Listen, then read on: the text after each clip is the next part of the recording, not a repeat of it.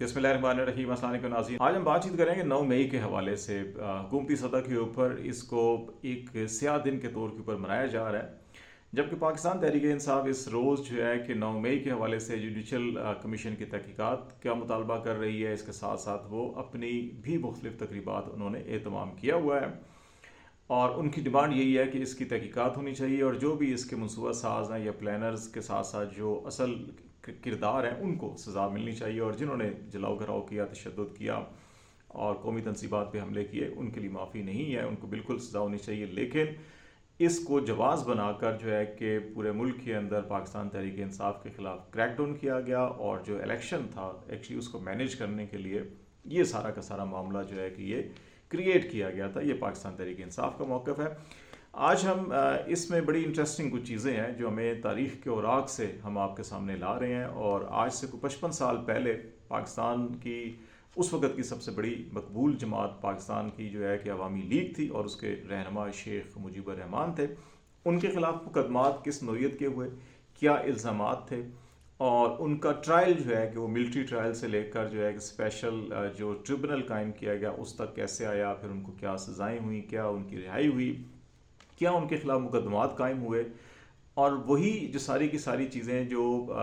अवामी league के ऊपर जिस अंदाज़ के अंदर पाबंदियाँ लगाई गई, क्या उसी अंदाज़ के अंदर पाकिस्तान तहरीक इंसाफ के ऊपर पाबंदियाँ लगाई गई। क्या ज़बाबंदी शेख मुजीबर रहमान की जिस अंदाज़ में की गई उसी अंदाज़ के अंदर इमरान खान की ज़बाबंदी की गई।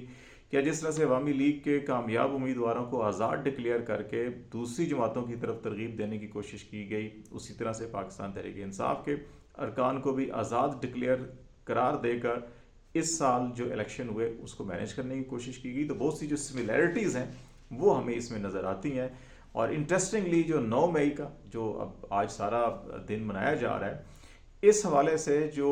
9 मई है वो तारीख़ के औराक के अंदर भी बड़ी अहम है। और उसके अंदर बिल्कुल जैसे अभी साने 9 मई हुआ, इसी तरह से एक जो है कि अगरतला साजिश केस भी था, उसके साथ भी 9 मई जुड़ी हुई है और 9 मई में उसमें भी बड़े अहम वाक़यात हुए थे। और इसी तरह जो 5 अगस्त अभी इमरान खान को सज़ा दी गई तोशाखाना केस के अंदर, तो तारीख़ के औराक में सकूत ढाका से पहले 5 अगस्त उस वक़्त भी बड़ी अहम फ़ैसले हुए थे। तो ये जो चीज़ें सारी हैं आज हम इनका अहाता करेंगे और आपसे ये शेयर करेंगे। अगर हम स्टार्ट कर लें मुकदमात की नौइयत का, जैसे साने 9 में साजिश केस कहा जा रहा है कि जी पीटीआई ने ये साजिश की और इसमें जो उनके सरबराह हैं Imran Khan, basically basic planning उनकी थी, असल मनसूबा साज वो हैं। और फिर 9 मई के जो है कि वो हमले किए गए और कौमी अमलाक को नुकसान पहुँचाया गया, जिना हाउस को नुकसान पहुँचाया गया, दिफाई तनसीबात को, शोहदा की जो यादगारें थी उनको नुकसान पहुँचाया गया, मुजस्मों को नुकसान पहुँचाया गया। तो ये इल्ज़ाम थे। शेख मुजीबर रहमान को जब अगरतला साजिश केस में गिरफ़्तार किया गया, बाकायदा गिरफ़्तारी डाली गई, तो उस वक़्त वो 2 साल से जेल में थे। उनको 8 मई को 1966 में गिरफ़्तार किया गया था। जनवरी के अवाइल में 8 अफराद के ख़िलाफ़ मुकदमा दर्ज किया गया और 18 जनवरी को शेख मुजीबर रहमान को नामज़द किया गया और 9 मई 1968 को बाज़ाब्ता तौर के ऊपर उनकी, जब वो कैद में थे, उनकी जो है कि गिरफ़्तारी फिर डाली गई थी। और ये इस तरह से 9 मई जो है कि अभी अगर आपको ये देखा जाए। और फिर एक और केस में जब इसके ऊपर अवामी लीग के ऊपर पाबंदी लगाई गई थी, तो उस वक़्त जो है कि उनको ये कहा गया कि जनाब ये बगावत पर उकसा रहे हैं और बगावत पर उतर रहे हैं, ये बागी जमात है। और फिर कौमी परचम की बेहुरमती और कायद-ए-आज़म की तस्वीर को जलाने का उनके ऊपर इल्ज़ाम लगाया गया था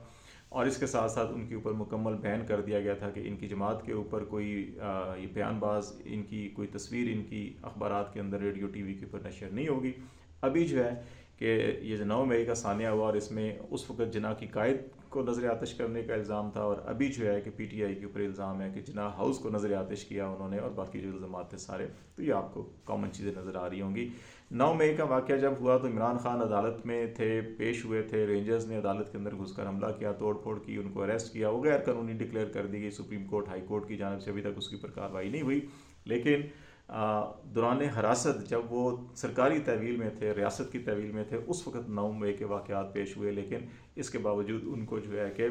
कानून ये कहता है कि दौरान हरासत जो भी जुर्म सज़ होता है उसमें कैदी मुलव्वस नहीं होता, लेकिन इसमें उन्होंने मुलव्वस किया गया। तो सिमिलरली یہی اصول شیخ مجیب الرحمان کے اوپر لاگو کیا گیا کہ وہ حراست میں تھے اور کہا گیا جی کہ انہوں نے اگرتلا سازش کیس جو ہے کہ انہوں نے تیار کی اور یہ ان کے بنیادی جو ہے کہ کردار ہے۔ اگرتلا سازش کیس کا ٹرائل جو ہے کہ ملٹری ٹرائل شروع ہوا تھا، لیکن کورٹ مارشل شروع ہوا تھا، لیکن اس کو پھر چیلنج کیا گیا اور پھر وہ روک دیا گیا۔ ابھی بھی 9 مئی کے معاملات دیکھیں تو سارے کے سارے ملٹری ٹرائل شروع ہوئے، سپریم کورٹ میں چیلنج کیا گیا، روکا بھی گیا، پھر حکم امتناعی ختم بھی ہوا، پھر ابھی 102 لوگ جو ہیں کچھ تحویل میں تھے، کچھ کو سزائیں ہوئی، کچھ رہا ہو گئے، کچھ ابھی کسٹڈی میں ہیں، تو یہ چیزیں آپ کو وہاں بھی نظر آئیں گی۔ پھر وہاں پر جو ہے کہ اگرتلا سازش کیس میں ملٹری ٹرائل جب رک گیا تو پھر ایک اسپیشل عدالت قائم کی گئی تھی، جیسے ابھی سائفر کیس میں عمران خان کے خلاف اسپیشل عدالت قائم کی گئی ہے۔ اس عدالت کے جو سربراہ تھے وہ interestingly chief election commissioner of Pakistan بھی رہے اور چیف جسٹس بھی رہے، اور انہوں نے وہ جب بطور chief election commission general Ayub Khan کا الیکشن جو فاطمہ جناح کے مقابلے میں تھا وہ کنڈکٹ کروایا، اور پھر اس کے نتائج سب کو معلوم ہے، جس قسم کا وہ الیکشن تھا وہ آج تک تاریخ کا حصہ ہے، اس میں کوئی زیادہ بات کرنے کی ضرورت نہیں ہے۔ اس وقت بھی اگر آپ دیکھیں تو جو یہ ساری کی ساری پولیٹیکل انجینئرنگ ہو رہی ہے پچھلے 1-2 سال سے، اور اس کے اندر چیف الیکشن کمیشنر کا کردار آپ دیکھ لیں اور چیف جسٹس کا کردار دیکھ لیں، اس کے اوپر بھی ویسی انگلیاں اٹھائی جا رہی ہیں جیسی اس وقت جو ایس اے رحمان صاحب، شیخ عبد الرحمان تھے، چیف جسٹس بھی رہے اور چیف الیکشن کمشنر بھی رہے، ان کے اوپر انگلیاں اٹھائی گئیں، اور ان کو چیف جسٹس کے فوری بعد جو ہے کہ پھر اس خصوصی عدالت کا سربراہ بنایا گیا تھا۔ اس نے اپنی ہیئرنگ کمپلیٹ کر لی تھی، فیصلہ سنانا تھا، لیکن اس کو پھر مؤخر کیا گیا فروری کے وسط میں، یہ 1969 کی بات ہے۔ اور پھر جو ہے کہ ایک اگرتلا کیس میں 35 افراد جو ہیں وہ نامزد کیے گئے تھے، ان میں سے 7 وعدہ معاف گواہ تھے۔ ان وعدہ معاف گواہوں نے عدالت میں جا کر کہا کہ جناب ہم پہ ریاستی اور حکومتی دباؤ اور تشدد کر کے جو ہے کہ جیسے آج کل 164 کا بیان لیا جاتا ہے، اس وقت بھی انہوں نے کہا جی ہمارا جو یہ بیان ہے اعترافی، یہ تشدد کر کے لیا گیا ہے اور ہم یہ تسلیم نہیں کرتے، ساری کی ساری جو یہ جو سازش ہے، یہ جو کیس ہے، اس کو یہ جھوٹا ہے بالکل۔ جیسے آج اعظم خان کا سائفر کیس کے اندر 164 کا جو بیان لیا گیا وہ اس سے پہلے غائب ہو گئے تھے، اغوا کا مقدمہ درج ہوا اسلام آباد کے اندر، وہ غائب رہے، پھر اچانک برآمد ہوئے اور ساتھ ہی ان کا 161 164 کا بیان آ گیا۔ پھر انہیں عدالت میں ٹرائل میں جا کے وہ اپنا انہوں نے موقف بھی بدلا، اور آج ہائی کورٹ کے اندر جب کیس ہو رہا تھا تو اس میں کہا گیا جی کہ پی ٹی وی کا کیمرہ مین جو ہے وہ پرائم وٹنس ہے، جس نے دیکھا تھا کہ سائفر انہوں نے لہرایا تھا، اپنی جیب میں ڈال لیا تھا، تو کہہ کے بھی لگے اسلام آباد ہائی کورٹ میں۔ تو اس وقت بھی عدالت کے اندر کچھ ایسا ہی منظر تھا جب 7 جو وعدہ معاف گواہ تھے انہوں نے اپنا بیان بدلا تھا اور کہا تھا کہ نہیں، ہمارے اوپر تشدد اور دباؤ کیا گیا۔ لیکن بعد میں پھر یہ تمام مقدمات جو ہیں کہ وہ ختم کیے گئے اور مجیب الرحمان کو رہا کیا گیا، اور پھر مجیب الرحمان کو اس رہائی کے بعد جو انہوں نے ڈھاکہ ریس کورس میدان کے اندر جو فروری 1969 کے اندر جلسہ کیا تھا، اس میں پھر ان کو جو ہے کہ بنگلہ بندھو کا جو ہے کہ خطاب دیا گیا کہ بنگلہ دیش یا بنگال کا دوست، یہ اس کو پہلی دفعہ یہ نام دیا گیا تھا۔ بعد میں پھر وہ تحریک چلی اور وہ جس طرح سے ہوا سارے معاملات آپ کے سامنے ہیں۔ اب اس میں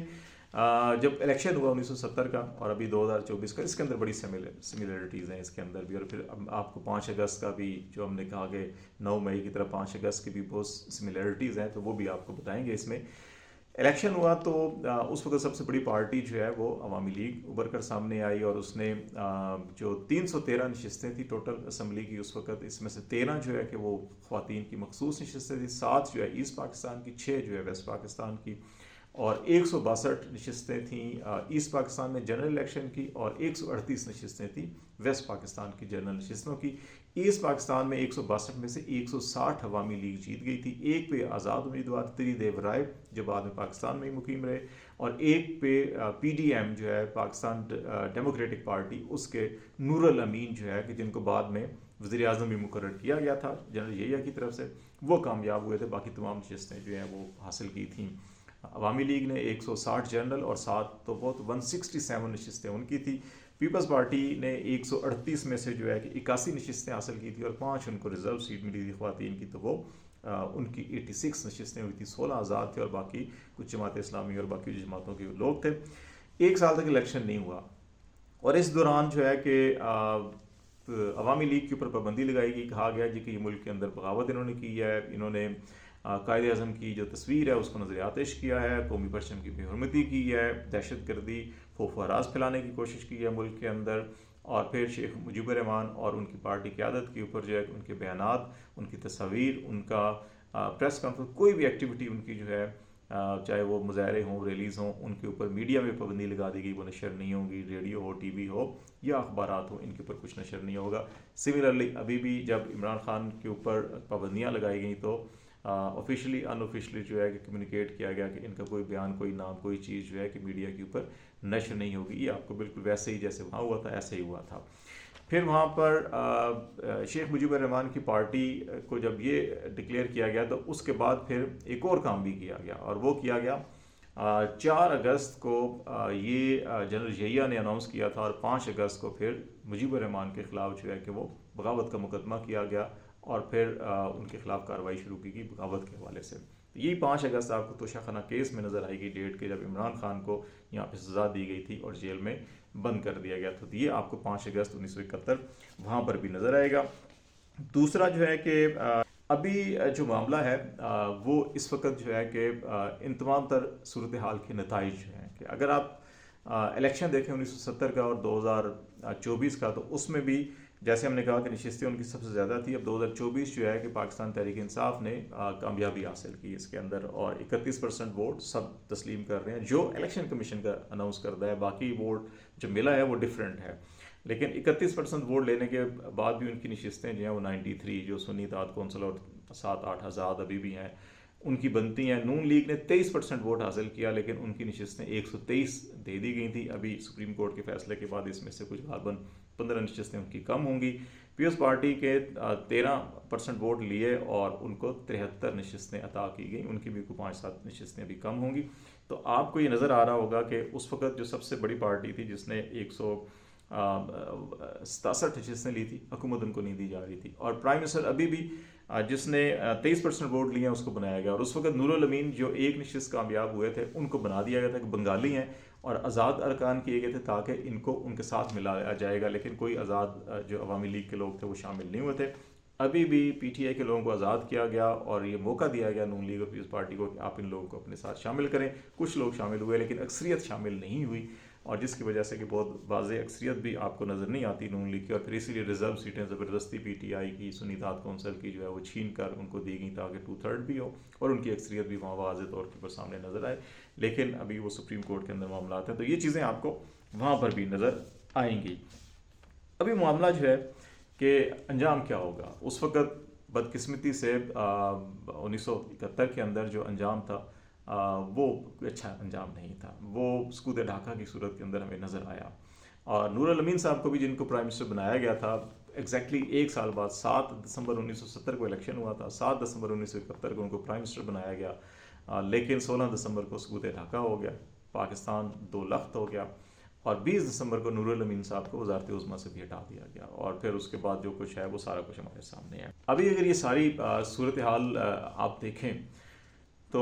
बहुत से लोग इस खदशे का इजहार करते हैं कि हालात एक जैसे हैं, इसका अंजाम भी खुदा न खास्ता एक जैसा ही होगा, लेकिन मेरा ख्याल है कि ऐसा नहीं है। पाकिस्तान में अभी वो हालात नहीं हैं जो उस ज़माने के अंदर हालात थे। उस वक़्त अभी भी अगरचे मशरक़ी सरहद के ऊपर या मगरबी सरहद के ऊपर इंडियन इंटरफेरेंस, उसकी मुदाखलत, उसका असर रसूख से इनकार नहीं किया जा सकता, लेकिन जो ईस्ट पाकिस्तान वेस्ट पाकिस्तान के दरमियान बहुत बड़ी खलीज थी, वो नज़रियाती फ़िक्री और हर तरह की खलीज थी, और ज़मीनी जो है कि वो भी जोग्राफियाई खलीज भी थी, और जिसके अंदर दरमियान में इंडिया था। तो इसलिए बहुत सी हमारी वीकनेसेस थी जिसका फ़ायदा इंडिया ने भी उठाया और वो पाकिस्तान से अलग हुए। लेकिन इस वक्त यकीनी तौर के ऊपर अदम एतमाद, डिस्ट्रस्ट, मिसट्रस्ट, जो भी आप लफ्ज़ इस्तेमाल करें वो इस वक्त बहुत ज़्यादा है, इदारों के अंदर, अवाम के अंदर, सियासी जमातों के अंदर, हर जगह के ऊपर। यहाँ से आगे बढ़ने के लिए मेरा ख्याल है कि तमाम को अपनी गलतियों का इतराफ़ करना होगा। हमें माजी से अपनी गलतियों का सबक सीखना होगा। जो गलतियाँ हमने 5 दहाइयाँ पहले की और मुल्क 2 लख्त हुआ, हम वो दोबारा नहीं दोहरानी चाहिए। अगर हम बार बार उनको दोबारा दोहराएंगे तो खुदा न खास्ता दुश्मन इससे फ़ायदा उठाएंगे, और वो हमारी तमाम जो कमज़ोरी हैं उसका फ़ायदा उठा के उसका कोई ना कोई ख़तरनाक नतीजा निकाल सकते हैं। तो इसलिए जितना जल्द हो सके इदारों को भी, अगर वो ये तवक्को कर रहे हैं या डिमांड कर रहे हैं कि जो सियासी जमात ने या जमात ने या कायदीन ने गलती की वो माफ़ी मांगे, उनको भी देखना होगा कि उन्होंने क्या गलतियाँ की हैं, उनको अपनी गलतियों का इतराफ़ करना चाहिए। जैसे हमने कल भी कहा था कि इस्लामाबाद हाई कोर्ट में पहल सानिया 9 मई की जो है कि वो इस्लामाबाद हाई कोर्ट पर हमले से हुई थी। اگر آپ اپنی غلطی کا اعتراف کر کے معافی مانگ لیں گے تو یقین جانیں ایک لمحے کے اندر سارے کے سارے معاملات ٹھیک ہو جائیں گے، اور وہی جو نوجوان آپ کی فورس، آپ کی طاقت سمجھے جاتے تھے، جو اب آپ کے خلاف سوشل میڈیا کے اوپر بول رہے ہیں، وہی دوبارہ سے آپ کی طاقت بن جائیں گے۔ صرف بڑا دل کرنا، اپنی غلطی تسلیم کرنا جو ہے کہ وہ انسان کو اشرف المخلوقات بناتا ہے۔ میرا خیال ہے کہ ادارے اگر اپنی غلطی تسلیم کر لیں تو جماعتیں اور باقی ہر فریق اسٹیک ہولڈر غلطی تسلیم کر لے گا اور پاکستان آگے بڑھ جائے گا۔ آج تک کے لیے اتنا ہی۔ خالد جمیل کو اجازت دیجیے، اللہ حافظ۔